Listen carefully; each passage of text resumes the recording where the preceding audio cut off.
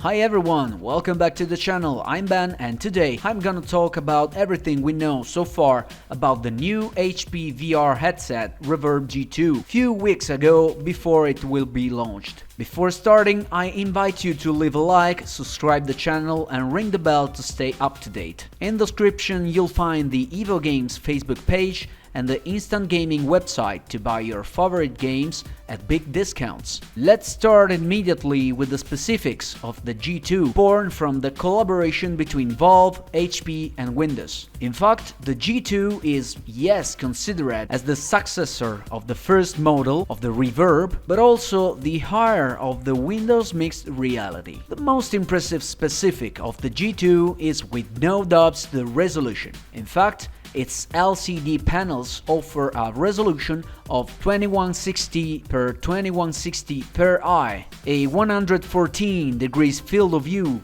as declared by HP, and a refresh rate of 19 Hz. As you can see from this recording directly from the lenses made with a special camera, the G2 offer a photorealistic graphics without any screen door effect. The tracking is made by 4 cameras, 2 on front and 2 on each side, using the same concept of the Oculus headsets. So there's no need for external devices as for the Valve Index. Anyway, there's no the possibility to adjust the depth of the lenses, but you can adjust the distance between eyes thanks to a little lever set in the lowest part of the headset. The audio system is the best that you can find so far in a VR headset. In fact, it's the same as the Valve Index, where we have 2 earphones set at 10mm from the ear.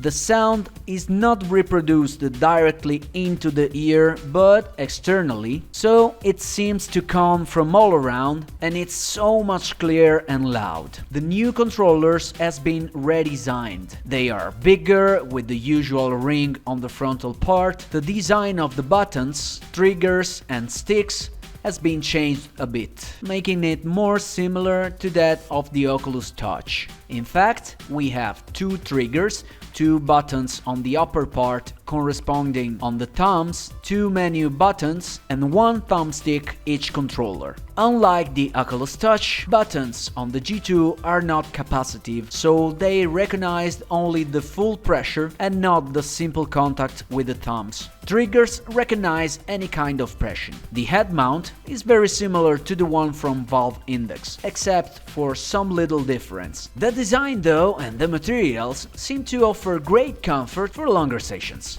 However, the only specific that really overcome all the other headsets is the 4K resolution, even if it's not available on every graphic card. The official site lists the GPU models that support the 4K resolution. For those who don't have this GPU, the G2 offer anyway the half resolution mode, so we're talking about a headset that offer in the worst case a 2K resolution. If you ask me, there are few aspects that do not convince me completely. As for the tracking, in some tests it results that if you bring the controllers too close to the headset, for example in an FPS to aim with your weapon, it could lose the tracking and it's very annoying. Overmore, the G2 seems to be a bit fuzzy about light. Too low light or even too much light, the controllers could be not recognized or tracking could be lost. If you're looking for some reason to not buy the G2,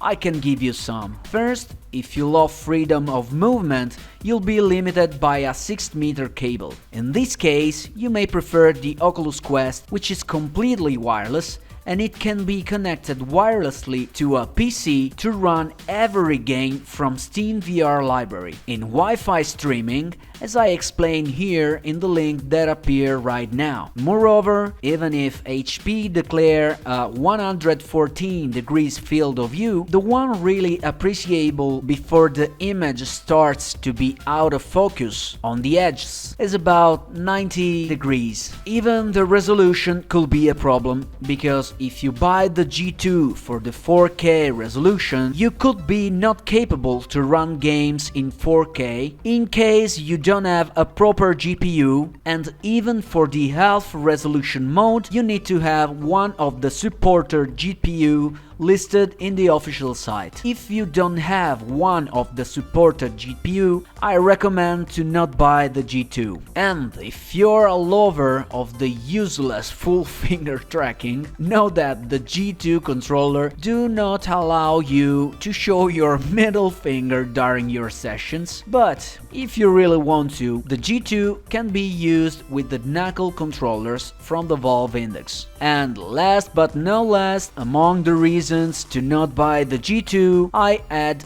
of course the tracking, which is not always perfect overall because of that sensibility to the light and the loss of tracking when you take the controllers too much close to the headset. The price for the pre-order so far is 599 euros or 699 euros in some sites, and in Europe will be ready for shipping for the end of September, start of the October. According to a last news from these days, has been presented a new model with eye tracking and face tracking. Surely we're talking about a model for business that allow the user to read the movement of the eyes and the expression of his face. But we will know more later about it. Well, for now, this is all about we know. Leave a like, subscribe and ring the bell to stay up to date. Thanks for watching, Ben out, greetings.